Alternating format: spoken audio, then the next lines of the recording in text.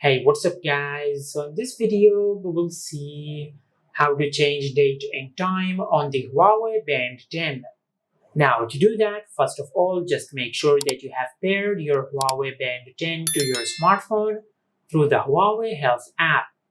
After that, on your smartphone, just open Settings. Now in the search bar, just search Date.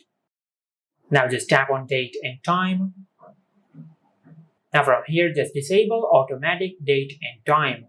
Now to change the date, just tap on set date and you can change the date from here.